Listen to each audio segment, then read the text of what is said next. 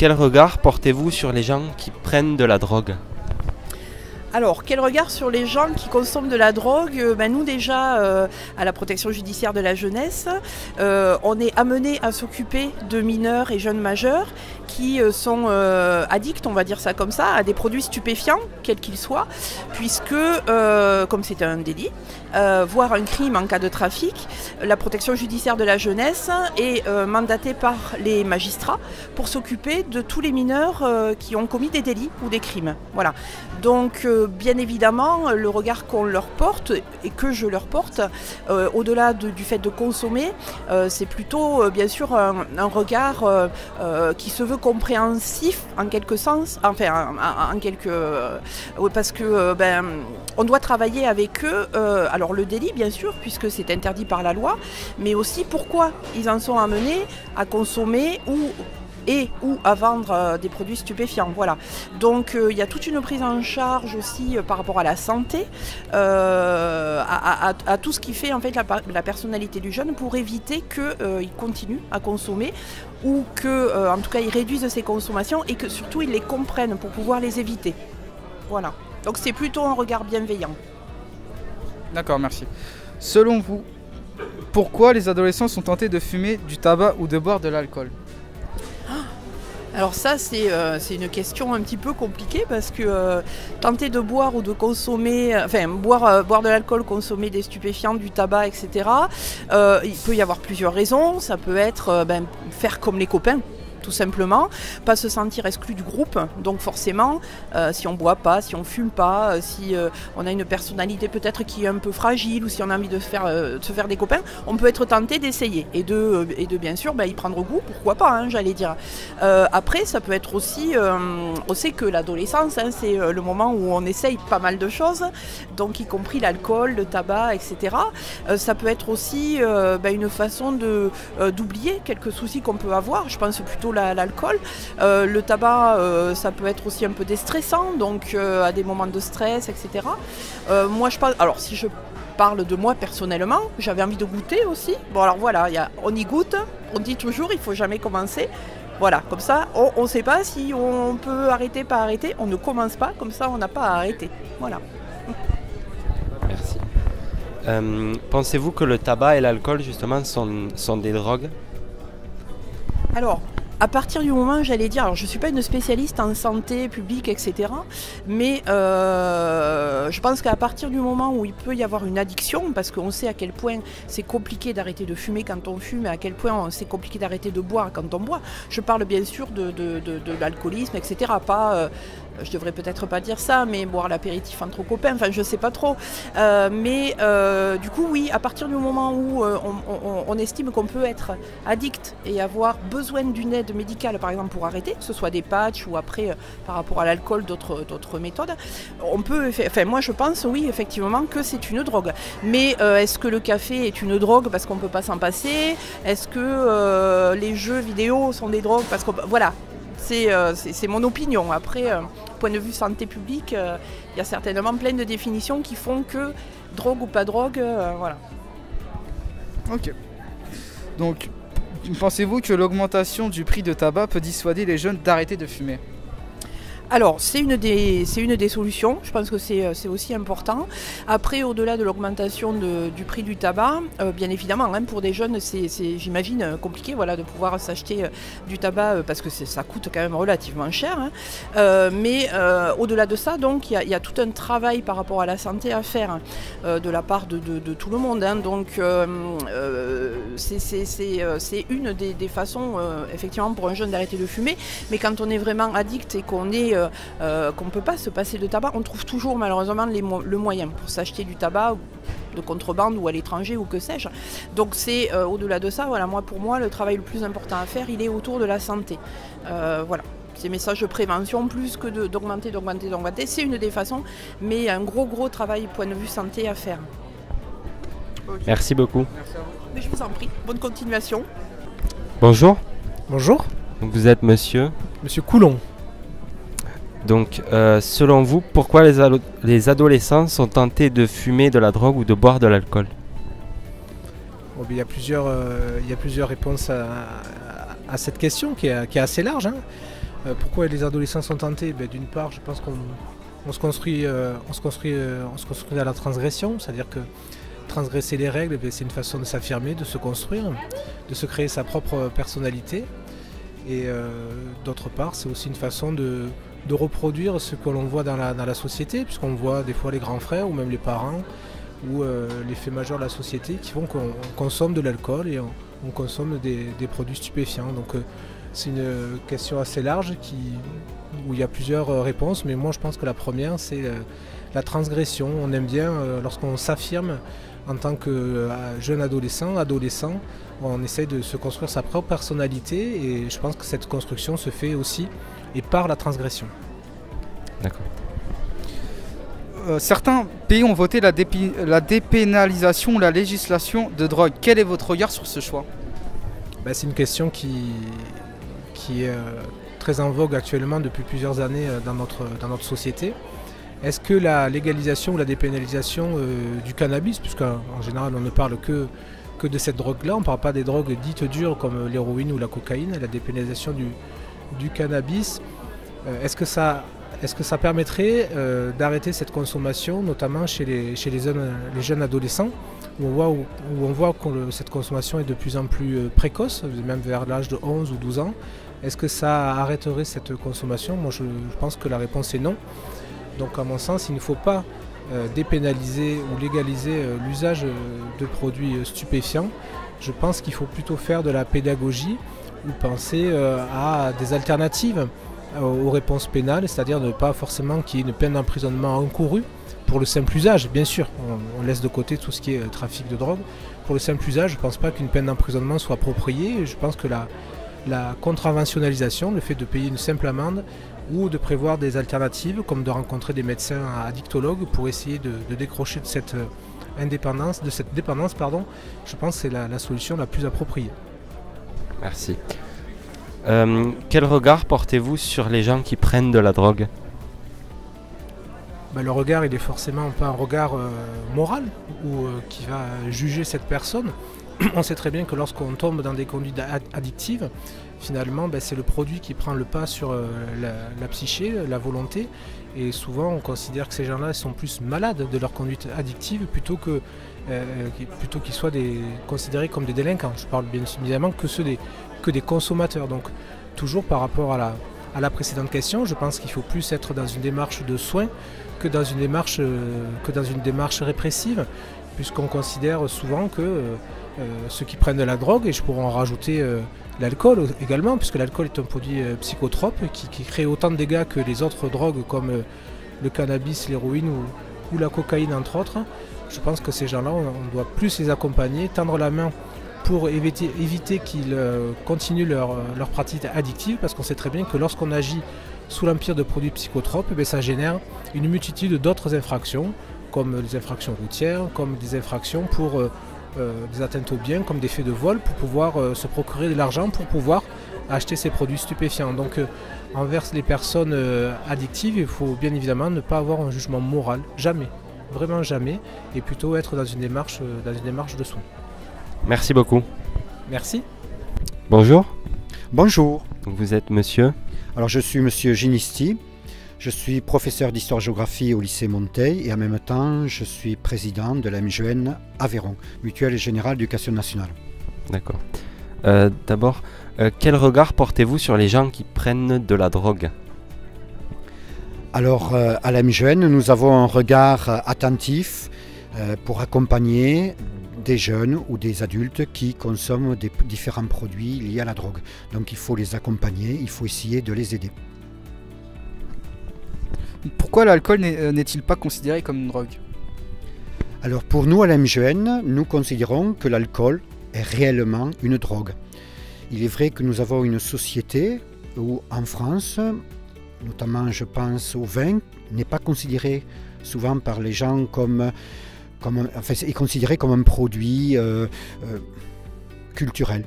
Or, l'alcool, tous les alcools ont des répercussions sur le bien-être, sur la santé, et donc nous luttons au sein de la MGN contre les addictions, contre toutes les addictions, le tabac, l'alcool, sur les drogues. Et ça nous semble important pour le bien-être, pour la santé des jeunes, pour la santé des adultes, justement de faire des actions de prévention.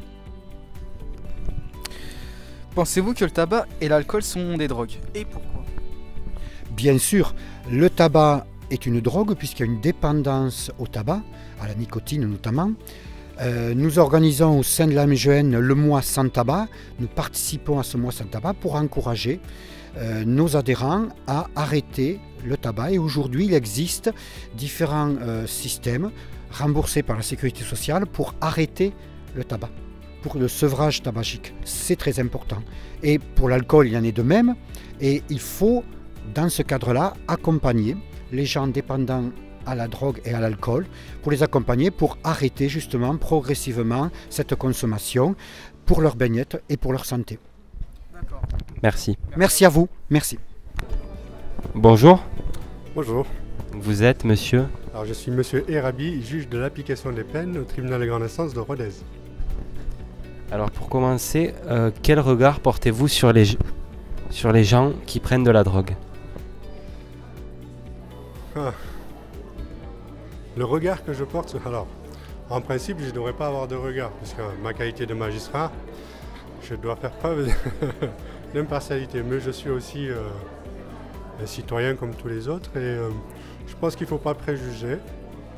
Tout le monde peut être amené dans certaines circonstances de la vie à prendre des drogues. Je pense qu'il faut être à l'écoute et essayer de comprendre et les aider sans préjuger. Voilà ce que je peux dire.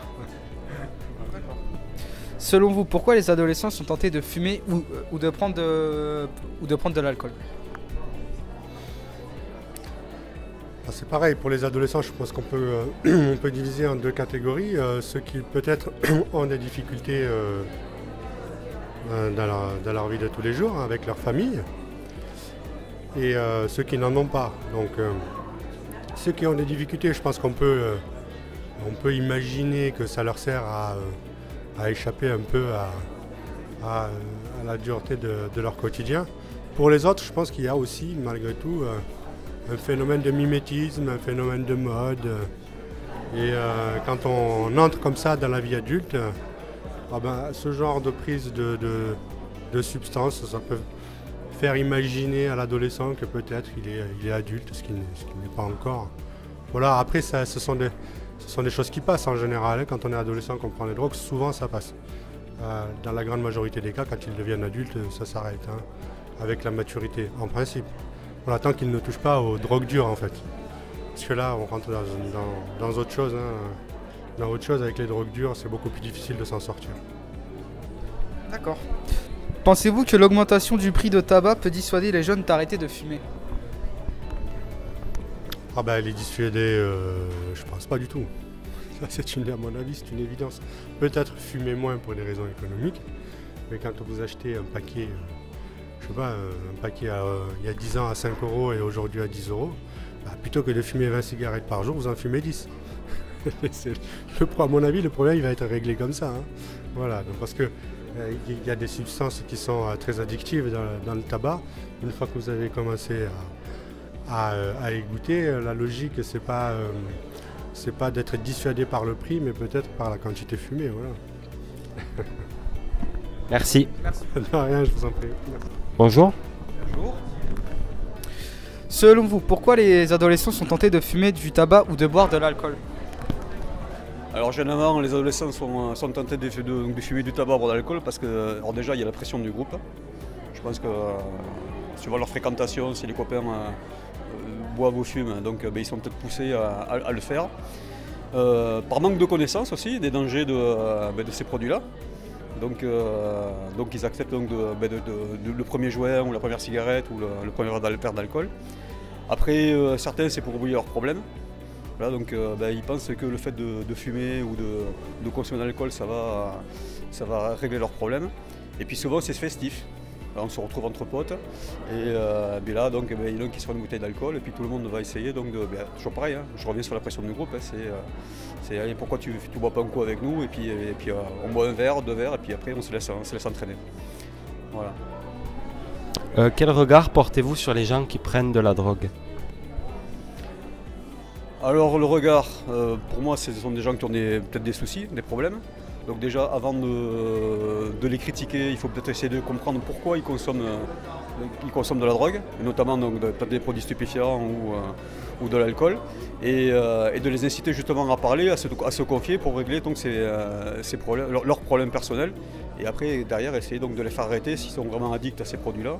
Donc d'essayer de les diriger vers des professionnels qui vont les aider donc, à arrêter de consommer ce type de drogue. À quoi êtes-vous addict? Pour ma part, ça va être vite réglé, ça va être le sport. J'ai 26 ans, j'ai jamais fumé ni bu. Donc la réponse est très vite.